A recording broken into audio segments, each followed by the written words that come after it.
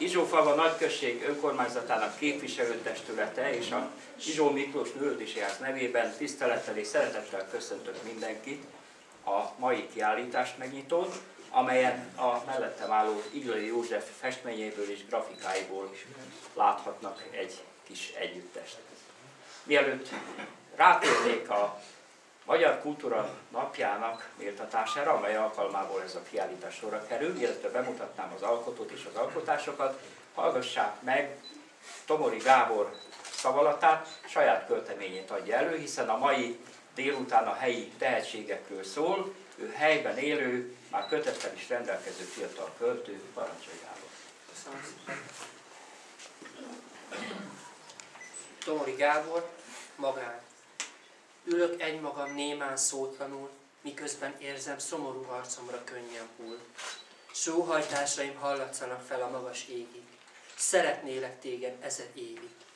De messze vagy tőle, nagyon távol, szívemtől s a hazámtól.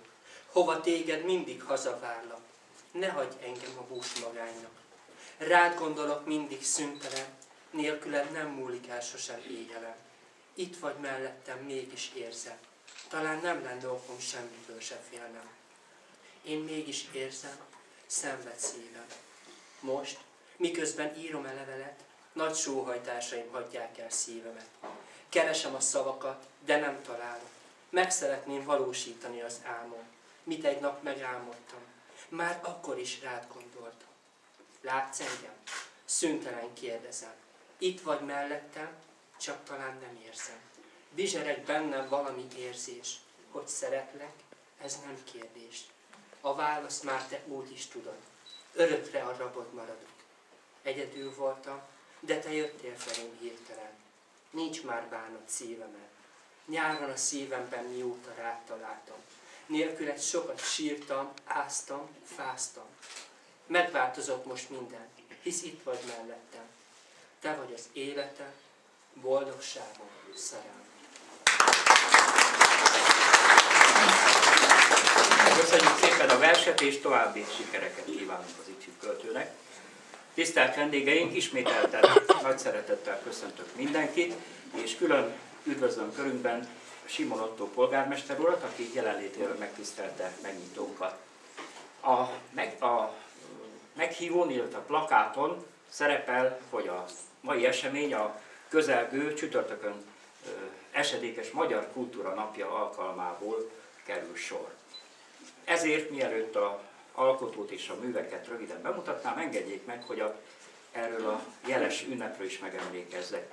1989 óta minden év január 22-én ünnepli az ország a Magyar Kultúra Napját, annak emlékére, hogy 1823. január 22-én fejezte be a himnusz kéziratának tisztázását Kölcsey Ferenc.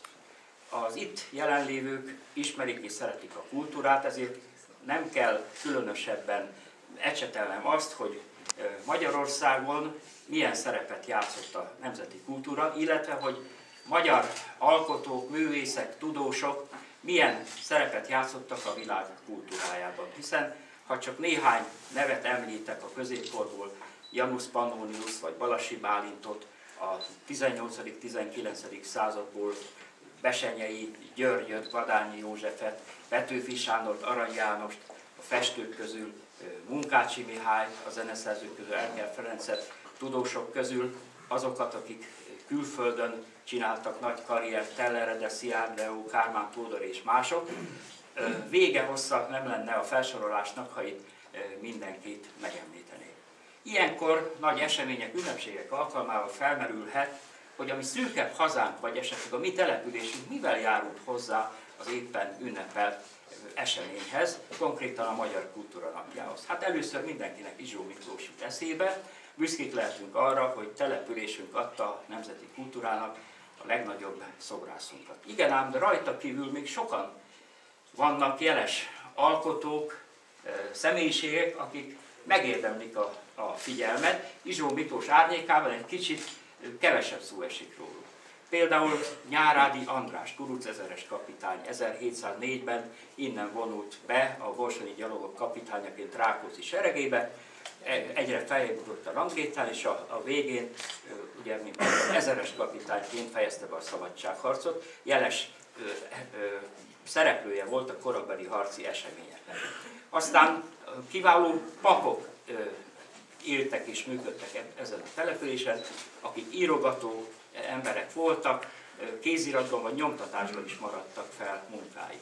Itt született 1807-ben Szeremlei Gábor, híres sárospataki tanár, aki tankönyveket is írt, a korabeli újságokban jelentek meg cikkei, és a református egyházban is vezető szerepet játszott. Az édesapja itt volt református lelkész. Aztán említhetem a két egresi fiút, Gábort, egyik leghíresebb magyar színészt, és Bénit, a Nemzeti Operáink szövegíróját, illetve a himnusz mellett második nemzeti imádságunk a szózat zeneszerzőjét, akik ifjú emberként éltek településünkön, református lelkész volt itt az édesapjuk, innen indult el az útjuk, a hírnév, a siker felé.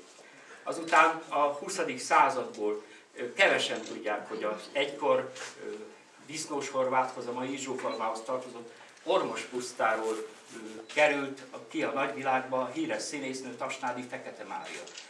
Nem itt született, hanem Erdélyben, Lónyabányán, az édesapja itt volt Ormos pusztán bányaorvos, így kerültek ide. 1929-ben Miss Magyarország lett, Magyarország szépe, aztán pedig színésznői karriert futott be. Pécsi Sándor, a híres színművész, 1928 és 32 között Ormos pusztán járt elemi iskolába, Kovács József tanító bácsi tanította meg írni, olvasni, amire egész élete végig Pécsi Sándor szeretettel emlékezett vissza. Hogy a sport sem maradjon ki, hiszen az is valamilyen formában a kultúra része. Itt született, innen származott Friedmanszky Zoltán, aki az idén ünnepelte 80. születésnapját, a Ferencváros híres futballistája volt, egy ideig a Fradi edzőjeként is hallhattunk róla, sőt külföldön is edzősködött, tehát ő is településünknek a hírét öregbítette, a nagyvilágba röpítette. Vagy Lenkei Zoltán grafikus művészről is szólnunk kellene, aki édesanyja révén kötődött településünkhöz, és így tovább. Fajger Zoltán Ormosbányán született 1953-ban, a Magyar Tudományos Akadémia tagja, világhírű fizikus. Tehát településünk, ez a ma csak alig 1700 lakosú kis község, a maga módján is hozzájárul a magyar nemzeti kultúrához, sőt, ez az esemény, amin itt vagyunk, ez is egy apró hozzájárulás kultúránkhoz, hiszen a sok apró eseményből tevődik össze az egész, a nemzeti kultúránk egésze. Itt Izsófalván elég régen gyakorlat, hogy kiállításokat szervezünk, változatos tematikában, hiszen volt itt már pápói-guineai néprajzi tárgyakból rendezett kiállítás, Székelyföldről fotókiállítás, a szlovákiai festők alkotásait bemutattuk, és így tovább, de a legszívesebben a helyi alkotók munkáit tártuk a közönség elő, mert akadnak itt is alkotók, olyan emberek, akiknek munkái, rajzai, fafaragásai, bármi, érdemesek arra, hogy közönség előtt legyenek. Ha a régebbi időkre, 15-20 évre visszatekintek, néha én Magyar András bácsit említhetem, aki híres fafaragó volt, Dajka Miklós, Kuremszki Béla fafaragók, sajnos Béla már nincs közöttünk, de Miklós még alkot most is. Azután festők közül Filek Szabolcs, Fazekas István, és most örömünkre Igai József munkáival is megismerkedhetünk. Őt különösebben talán nem kell bemutatni, hiszen itt él közöttünk születés óta, bár az anyakönyvében az áll, hogy Kazinbarcikán született, de csak azért van, mert a szülő otthon ott van, és sajnos minden települést ez a körülmény megfoszt attól, hogy majd a híressé váló fiai születési helyként az adott település nevét öregbíthessék, majd 100 meg 200 év múlva, akik látják, hogy Kazincbarcikán vagy Sajó-Szentpéteren, vagy akárhol a szülő otthon mennyi tehetséges ember volt, holott ez csak azért van, mert éppen ugye a szülő otthonnak az adott helye. Tehát Jóska 41 éves, 1974-ben született, én ismerem 17-18 éves kora óta, és úgy találkoztam vele először, hogy itt a Művelődési Ház folyosóján rajzai voltak a kezében, megnéztem, megdicsértem, és biztattam arra, hogy folytassa ezt a tevékenységet, mert látszik, hogy tehetséges. Aztán sokáig nem hallottam felőle, időnként, mikor találkoztunk, megkérdeztem, hogy állsz a rajzolással. Hát mondta, hogy amikor ideje engedi, akkor szívesen rajzol, de aztán a munka, a család, a gyerekek lekötötték minden idejét, és csak néhány évvel ezelőtt kezdett ismét intenzíven foglalkozni a rajzolással, majd utóbb a festéssel is. És ennek aztán köszönhető, hogy most ide elhozta 27 grafikáját és 12 olajfestményét, amelyeket itt a falakon láthatnak önök. A munka mellett a rajzolás, festés jókedvel és tehetséggel űzött szabadidős tevékenységként van jelen az életében. Mint mondja, a rajzolás tehetségét édesanyjától örökölte, aki szintén jól rajzolt.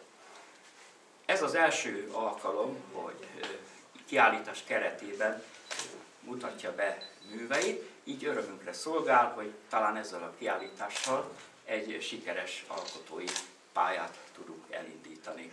Nagy izgalommal készült a bemutatóra, szeretettel válogatta össze az anyagot, együtt csináltuk tegnap a kiállítást, nyugtattam, hogy a lényegen már túl vagyunk, ne izguljon, és igazán jó leső érzés, gondolom neki is, de nekem is különösen, hogy ilyen sokan eljöttek. Ez mutatja, hogy az itt élőkben még él a szép, a kultúra, a művelődés iránti vágy. A falon elhelyezett alkotások önmagukért beszélnek, ahogy szokták mondani, különösebb bemutatásra, méltatásra nem szorulnak. A grafikákban feltűnhet mindenkinek az a pontosság, részletezettség, amivel Jóska készítette ezeket az alkotásokat. A témaválasztása is elég széleskörű, természet, és ahogy a kiállítás címe is mondja, életképek, portré, külön szerepel a híres ír származás színész Pierce Brosnan portréja, ebből le lehet mérni, hogy mennyire jók az ő rajzai, hiszen a más portrékat összehasonlítás hiány, ugye az eredetit nem ismerjük, nem tudjuk megítélni, hogy az mennyire jó, de azt hiszem, hogy az a Brosnan portré mindenkit meggyőzhet arról, hogy Jóska igazán tehetséggel műveli ezt a műfajt.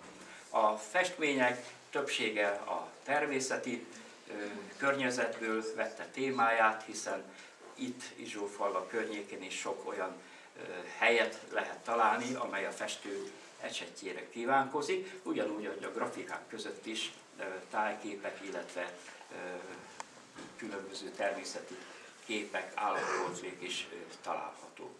A kiállítás egy hónapig lesz látható itt a galériában. Kérem, vigyék hírét, a helyi televízió hírt ad a kiállításról, remélem, hogy ez is hozzájárul majd ahhoz, hogy minél többen látogassanak el ide, és gondolom, hogy most is vannak itt gyerekek, az általános iskola tanulói is majd megnézik, és talán majd kedvet kapnak ők is a rajzoláshoz. Mindig úgy szokott lenni, hogy egy-két tehetséges gyerek általában minden évfolyamban van, és ilyen alkalom, egy kiállítás ösztönzőleg hat, így volt ezzel valamikor Jóska is, hogy elmondta nekem. Tehát még egyszer köszönöm mindenkinek, hogy eljött, megtisztelte jelenlétét a kiállítást, Jóskának, az alkotónak azt, hogy rendelkezésünkre bocsájtotta, és valamennyiünk nevében további sikereket kívánok neki. Köszönöm a figyelmüket, most pedig kérem, tekintsék meg a kiállítást, és ha van kedvük, akkor beszélgessenek el az alkotóval. Köszönöm szépen!